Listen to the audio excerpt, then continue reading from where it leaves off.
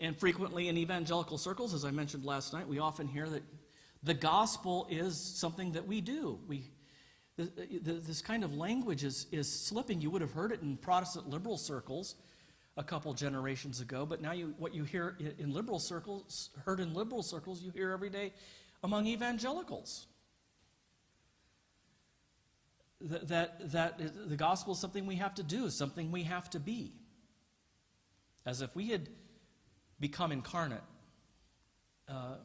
lived a perfect life in somebody else's place, and died on the cross for somebody else's sins and been raised for somebody else's justification.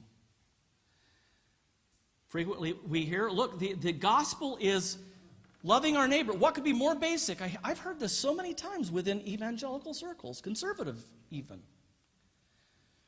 What could be more basic to the gospel than loving our neighbor? And yet, what did Jesus say to the rich young ruler? He didn't say, what does the gospel say? And the rich young ruler said, love God with all your heart, soul, mind, and strength, and your neighbor as yourself. He said, what does the law say? That's a summary of the law. It's not a summary of the gospel. Summary of the gospel is, God so loved the world that he gave his only begotten Son, so that whoever believes in him should not perish but have everlasting life.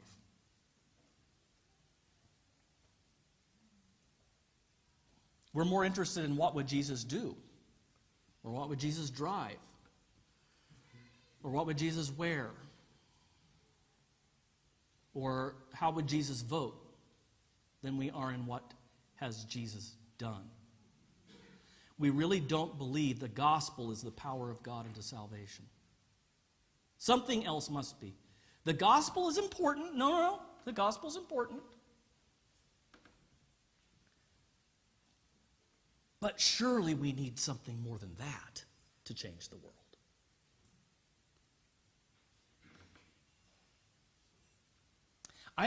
It's hard for me to even believe that Pelagius would have accepted the phrase living the gospel. It's such a perfectly awful confusion of the law and the gospel. Maybe he would have, but it certainly the question, what would Jesus do, has eclipsed the question, what has Jesus done? Go to a Christian bookstore. I guess we don't have many now, everything's online. But go to a lot, not in Belfast, but you go to a lot of Christian bookstores still, or you look online. And under the Christian living section, you have all kinds of books, bestsellers.